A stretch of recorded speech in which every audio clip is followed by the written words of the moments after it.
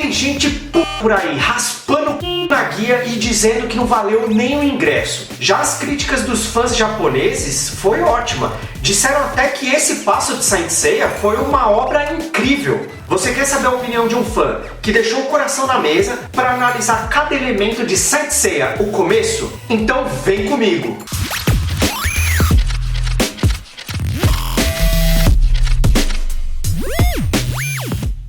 Fala Geek! Seja muito bem-vindo mais uma vez ao Resenha Geek, o canal de cultura pop mais inteligente do universo. Antes da gente seguir por aqui, eu tenho que te avisar uma coisa: esse vídeo contém spoilers. Então, se você ainda não assistiu a Saint Seiya e quer assistir, não leva o tio a mal, mas deixa esse vídeo para depois. Assiste ele depois que você for ao cinema, porque eu não quero ser o responsável por influenciar a sua opinião e estragar a experiência que você vai ter indo até alguma sala de cinema, fechou? Agora, se você tá aqui até agora e vai ficar comigo até o fim da resenha, se inscreve no canal e deixa o like. Ei, e se você não conhece meu trabalho ainda, pode ficar sossegado. Lá no fim do vídeo eu lembro você de novo de fazer todas essas coisas que são importantes pro tio e não custam absolutamente nada pra você. Beleza? Eu assisti ao novo filme de Saint Seiya, o começo. E antes de assistir, eu tava bem na dúvida sobre o que esperar. E assim, os trailers não me animaram muito, pra ser bem sincero, tá galera? Eu tô acompanhando os trailers desde lá do começo e claro que houve uma evolução. Acho que de alguma forma eles até ouviram a base de fãs, porque deu pra perceber realmente uma evolução muito boa nos trailers. Mas ainda assim, se eu considerar o último, eu fiquei assim,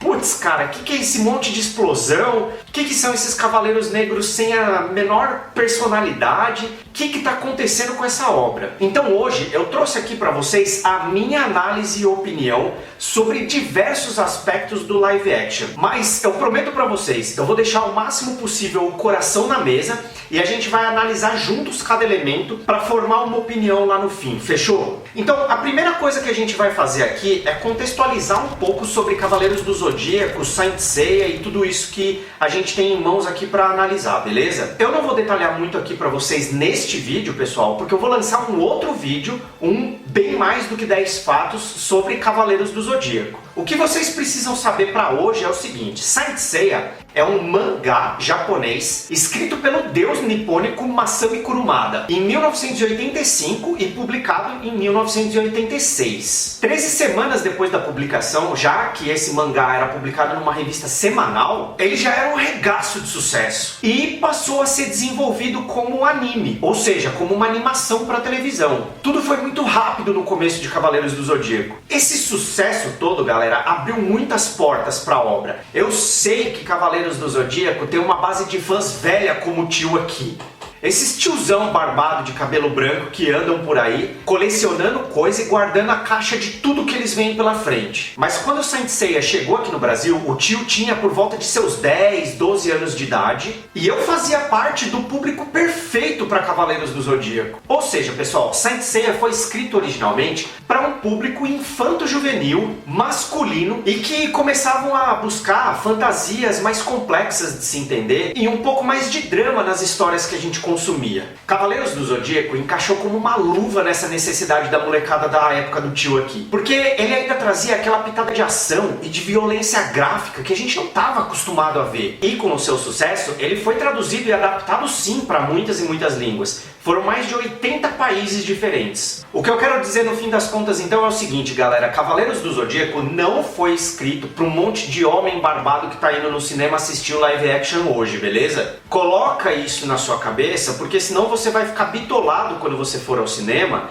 buscando a sensação, o sentimento que você tinha quando você assistia Cavaleiros do Zodíaco lá em 1990 e pouco. Beleza, contexto feito, vamos para análise. O primeiro item que eu vou analisar aqui para vocês, pessoal, é a fidelidade à obra original. Não dá para dizer que Saint Seiya, o começo, é fiel à obra original, beleza, pessoal? Isso acontece por uma série de motivos. Em contrapartida, ele também não é uma releitura que muda elementos estruturantes da obra original. E isso, no meu ver, é muito positivo. Eu acho que a gente passou um pouco pouco da conta na animação de 2019 que ficou no Netflix. Durante os episódios de Guerra Galáctica, existem diversos desses elementos estruturantes que eu considero muito importantes, que direcionam os caminhos oficiais da nossa história. Dentre eles está o treinamento de Seiya com o Marin, onde ele aprende a controlar e desenvolver o seu cosmo, e também Ikki de Fênix como um vilão, correndo atrás da armadura dourada. Além disso, no live action,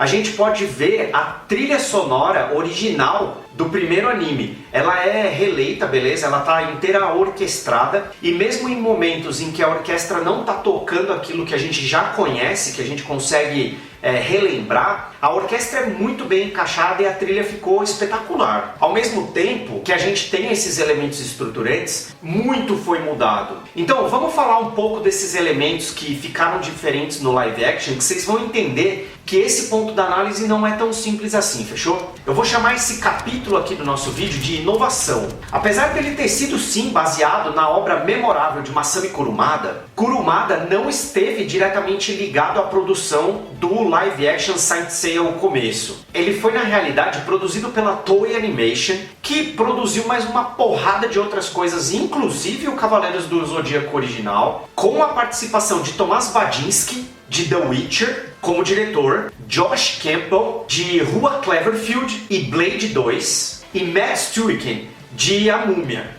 E teve também o Kill Murray, de A Raia e o Último Dragão. Não é a mesma coisa que aconteceu, por exemplo, em Last of Us, que o roteirista original estava também na adaptação para televisão. E isso deixa as portas até um pouco mais abertas, no meu ver, para uma releitura daquilo que esteve nos roteiros originais. Uma das principais mudanças, na minha opinião, pessoal, foi quanto ao papel de Cassius, que não está no enredo de conquista da armadura de Pegasus por Seiya. Todo mundo se lembra, certo? Da fatídica luta entre Seiya e Cassius. Era o último ponto da jornada para que Seiya pudesse provar o seu poder e finalmente conquistar a armadura de Pegasus. No filme, Cassius está num outro contexto. E embora ele tenha uma participação muito mais longa do que no anime, a sua participação não tem tamanha importância quanto ela tem lá no anime. Gurad é uma personagem 100% nova, e ela é a mãe de Siena. Sim, galera, Siena. Saori Kido, em inglês, é chamada de Siena. Assim como Alman Kido, na verdade, é Mitsumasa Kido. Mitsumasa Kido, na história original, é avô de Saori.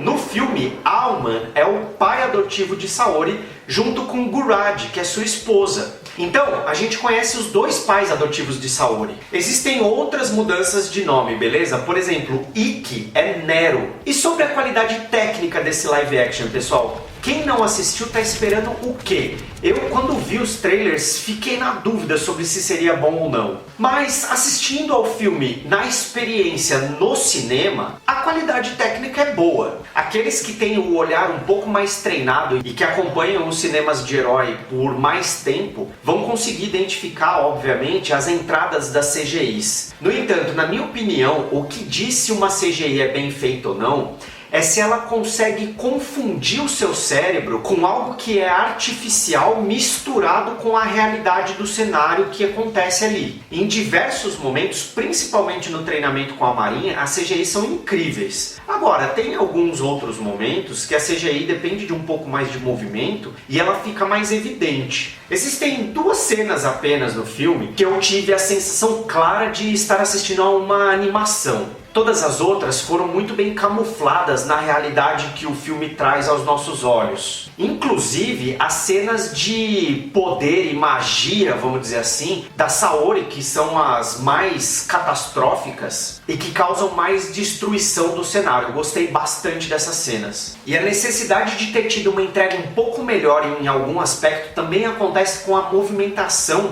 dos atores, pessoal. Eu já vou antecipar para vocês, as cenas de luta são animais. Dá pra sentir o impacto, dá pra sentir o som, dá pra sentir a armadura se partindo, dá pra entender o que tá acontecendo com a física na luta. Mas, por incrível que pareça, as cenas, por exemplo, de grandes saltos e aterrissagens elas são um pouco artificiais ainda, beleza? Eu acho que deve ser bastante difícil de representar a gravidade terrestre nesses grandes saltos que a gente vê geralmente em filmes de heróis. Ah, e eu comentei sobre as cenas de poder da Athena, né? As cenas de poderes, pessoal, de golpes, aqueles golpes mágicos de Saint Seiya, pra mim elas deixaram a desejar, de verdade. Apesar da coloração e da forma como as coisas acontecem ser até que legal, eu achei tudo muito casual. Por exemplo, não existe um grito de meteoro de Pegasus. E nesse live action foi a primeira vez que o Seiya usou o meteoro de Pegasus. Então seria muito importante construir esse momento em que ele solta o meteoro de Pegasus com um pouco mais de carinho, sabe?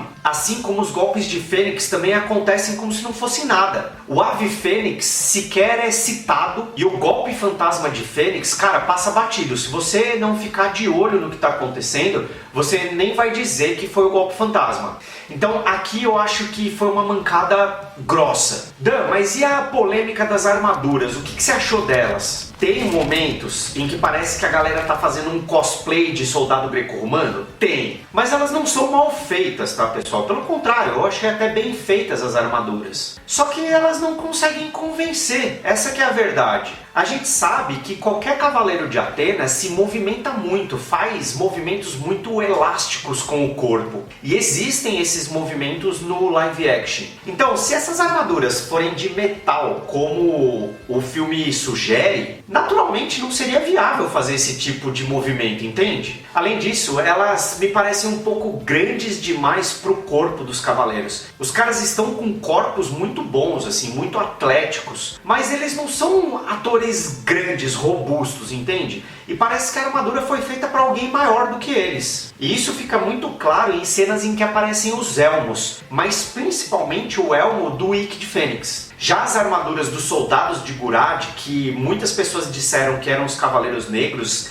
eu ainda não me convenci disso, são muito legais, cara. A gente consegue entender eles muito mais como ciborgues e aquilo ficou muito louco. Então qual é o veredito? Eu gostei do live action, mas eu tenho algumas ressalvas que eu vou comentar com vocês. Saint Seiya é na realidade uma tentativa de expandir o universo de Cavaleiros do Zodíaco. Cavaleiros do Zodíaco está tentando sair da plataforma de animes e ir para a plataforma de cinemas, de filmes de longa-metragem. E há um bom gosto nessa tentativa de adaptação, tá, pessoal? Existe, por exemplo, o respeito que eu comentei com vocês quanto à obra original, mas também uma necessidade de modernizar sem estragar aquelas tradições que estão associadas ali à história que a gente já conhece, né? Então, os personagens masculinos continuam sendo personagens masculinos, não existe troca de etnia, não existe grandes trocas na história que vão fazer com que ela desande completamente por outro caminho. E eu acho que esses são aspectos positivos, sim. O paralelo que eu faço, então, é que a animação, ela era, de certa forma, mais infantil, enquanto o live action trabalha um pouco melhor o drama e outros elementos um pouco mais adultos. Isso faz com que ele se aproxime de um público um pouquinho mais adulto. Por isso que eu falo sobre expandir. Mas ainda assim, pessoal, ele não é feito para nós aqui, ó. Porque ele parte de uma história infanto-juvenil. Nesse sentido, então, eu vejo que a obra tem um baita potencial para se vender muito. Em contrapartida, para os fãs mais tradicionais, faltou um pouco de nostalgia e eu acho até que os mais chatos vão se incomodar um pouco. E vão dizer que os elementos que eu considero não tão importantes assim para a trilha da história são sim, e, enfim, vão fazer questão desses elementos. E eu entendo vocês. Eu senti mais a nostalgia quando eu comecei a ouvir a trilha sonora nas cenas de treinamento entre Marin e Seiya. E realmente é emocionante de se ouvir. Mas de novo, você precisa entender que isso não é feito pra você. E mais uma coisa, cara, você precisa entender que criticar veementemente ou refutar essa nova releitura que está sendo distribuída não vai fazer a menor diferença pra você, porque você continua tendo acesso à obra original. Então, se você quer assistir do jeito tradicional e ter toda aquela nostalgia, nunca vai ter nada melhor para você, querido, do que você ir para a obra original. Eu Eu gosto das releituras porque elas fortalecem o nome das franquias que a gente tanto gosta. Eu acho que essa obra tem tudo para fortalecer o nome de Saint Seiya, o nome de Cavaleiros do Zodíaco, fazendo com que essa franquia se expanda muito mais e tenha muito mais sucesso. Com tudo isso que eu falei para vocês, eu acredito sim que o live action seja uma nova maneira de distribuir Cavaleiros do Zodíaco e que ele tenha um potencial enorme de renovar a franquia. Esse primeiro filme não vai mudar a vida de ninguém e nem o destino da franquia, pode ficar tranquilo. Mas ele é uma excelente porta de entrada para que a história seja reinventada e contada de uma outra forma. Caso os próximos filmes venham, e eu já ouvi boatos de que existem contratos para isso, eu sugiro de verdade que o time de produção faça uma audição dos fãs e tragam um pouco mais de conexão com as origens de Saint Seiya. Dentre essas conexões, eu acho que seria muito bom ver armaduras mais características. E eu também acho importante que o time de produtores aperfeiçoe ainda um pouco mais a qualidade técnica dessa obra, tanto em termos de CGI como em termos de movimentação dos personagens.